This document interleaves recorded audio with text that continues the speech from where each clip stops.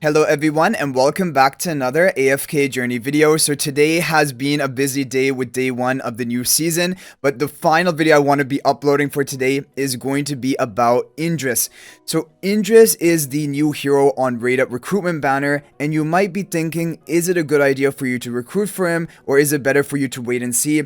And now, as of right now, Indris has not seen any use in any area of the game, and he has been out on the VN server for a couple days as well. Now, he was used in a Dream Realm team in Necrodraken. However, he was mainly used only as a debuffer in that team, and his damage contribution was low, and it wasn't necessarily a meta team either. So we're gonna have to wait and see in testing to all the boss rotation now that we have global server as well. Is Indris going to see any viability in Dream Realm or not? That is really kind of going to be the determining factor of should you recruit from or not.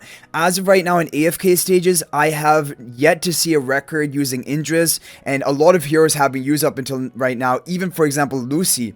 I've seen Lucy in quite a few AFK stages due to the crowd control that she offers, but it is not looking like Indris is very needed at all for AFK stages or a meta option, so that kind of rules that out.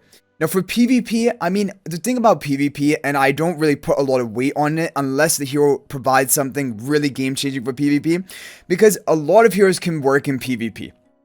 Like pretty much any hero which is introduced into the game, if you invest highly into it, I'm sure you can build a comp around it, especially for Supreme Arena, to do decently well. Now, I am not really convinced that he's going to be a great PvP hero because he lacks the most important thing that a damage dealer needs to have, which is survivability. He doesn't have that in his kit. And along with survivability, then you can have something like what Bonnie has, which is like a long-lasting debuff and damage for the whole fight, which he doesn't really provide. He has a debuff that will last for the whole duration of the battle, this physical and magical defense down by 20%. However, his other form of debuff, which is from his plus 10 exclusive equipment, this debuff, this will have to be reapplied every 6 seconds, so that is not going to be permanent.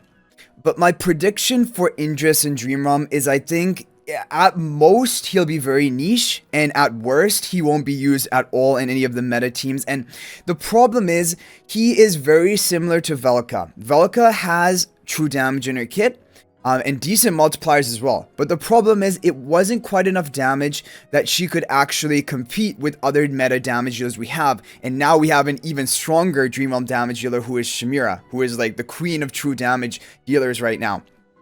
Indris has to compete with Shamira, which is like a very difficult task. And he just cannot live up to it. He's so close, and like that's the thing. He has true damage on his ultimate. And then the other form of true damage he has is once you get his Supreme Plus skill upgrade. So this is the other thing. If you're going to invest into Indris for any boss content, he will need his Supreme Plus.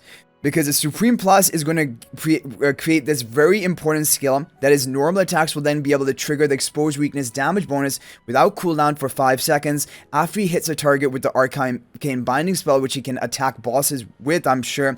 And then he will have no cooldown. Here's once every 4 seconds per enemy, dealing this bonus true damage on each of your normal attacks, but then this will have no cooldown. And he has like a high attack speed buffing from his exclusive skill as well. He can debuff the enemies and reduce their physical defense. His normal attacks will also reduce physical defense with a plus 10 exclusive equipment. And then for 5 seconds after casting his Arcane Binding, he is just going to keep smacking the enemy with these true damage hits. And in fact, when you read this additional information here, Indris' normal attacks fire 3 arrows. So each one of the normal attack of Indris is actually 3 arrows being launched at the target. And this is just basically a passive effect that he has. And the follow-up arrows onto the same target are going to deal less damage, but I believe, I don't know. I don't know if each one of these arrows is triggering this bonus true damage, or if it's just the base arrow which is triggering it. But either way, from the testing which has been done so far, his damage cannot compete with someone like Shamira, for example. So that's basically all we need to know about it. His damage numbers are just not quite high enough. However, when you're talking about something like Ravaged Realm, I think no doubt he's going to be useful for Ravaged Realm. And I think it's almost a guarantee because he has defense reduction, which is huge value for your team in Ravaged Realm to increase their damage output. And he does have high true damage. And especially when he has his Supreme Plus ability, and if you can get his haste high enough with a haste buffer on the team. For example, twins are used in the Sylvan squad of Ravaged Realm. then this is going to be down to a low cooldown, and then he'll be able to keep cycling it and pretty much never have to have this limitation, and so that all of his true damage, all of his normal attacks can deal this bonus true damage, which is going to be like, that's maximizing his damage output. But in terms of a raw debuffer, he's not enough, because when you take a look at this, he reduces physical defense by 20% here, and he reduces physical and magical defense for the whole battle by 20%. So in total, that is up to a 40% defense reduction. But now if we compare him to someone like Kruger, if we look at Kruger, Kruger also can apply up to 4 stacks of Shatter Armor. And each one is going to reduce the target's physical defense by 10%, up to 4 stacks. So that's 40% in total, pretty much identical. But on top of that, Kruger has this other effect over here. He will make enemies vulnerable. Kruger launches a powerful attack on adjacent enemies with at least 4 stacks of Shatter Armor not affected by vulnerable, dealing damage and inflicting another debuff vulnerable. For vulnerable enemies, their physical damage is taken is increased by 40%. And 40% of the damage transferred into Kruger's health. This is a very powerful bonus debuff over just that physical defense reduction by 40%.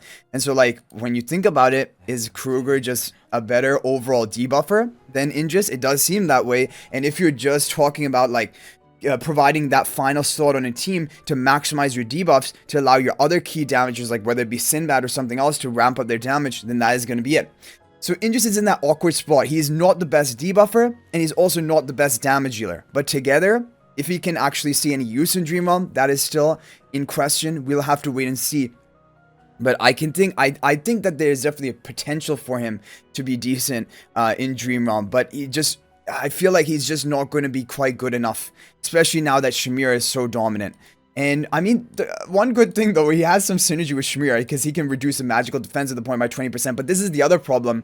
His kit doesn't even work that well with himself or the true damage dealers, because defense reduction is only useful for heroes who deal physical or magical damage. For heroes who deal true damage, it doesn't matter if you reduce their defenses or not. And because most of Indris' damage is from his true damage, his debuff doesn't really even help him or benefit his damage output that much, which is kind of the other awkward thing. So overall, the plan for me, like even on this account, and on this account, by the way, like I'm just trying to, if the hero is even in one Dream Realm boss team, I am going to build the hero because I want to be able to showcase that for my Dream Realm videos. That's basically the priority I have for this account.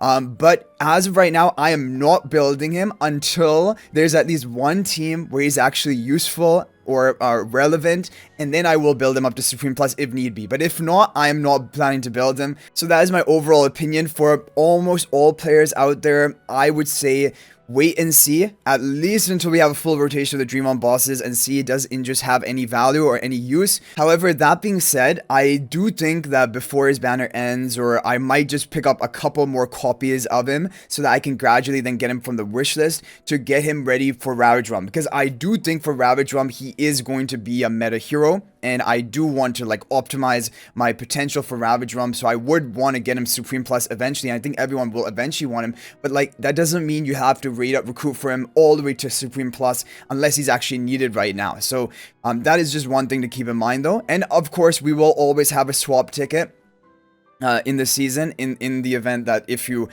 don't like Indris and there's another hero which you like more, you can make that swap, but we're only going to get one swap ticket.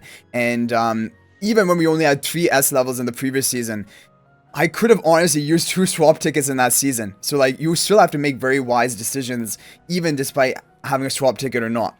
So anyway guys, I hope you enjoyed the video. Thank you for watching. You guys can share your own opinions and thoughts in the comment section down below. Are you planning to recruit for Indris? Have you already recruited for him? Or are you going to wait and see? Or are you going to completely pass? Let me know your opinions and thoughts in the comment section. But thanks for watching. I hope you guys enjoyed the video. And if you're not already subscribed to our YouTube channel, please smash that subscribe button. Also, feel free to join my AFK Journey Discord server. There's a link to that in the description of this video. And finally, if you're thinking about making a purchase in AFK Journey, please use my affiliate link for the official Farlight store. There will be a link to that in the description of this video and a pinned comment. This is the best way you can support me at no extra cost to you. But I hope you guys enjoyed the video. I'll see you in the next one. And until then, everyone, peace out for now.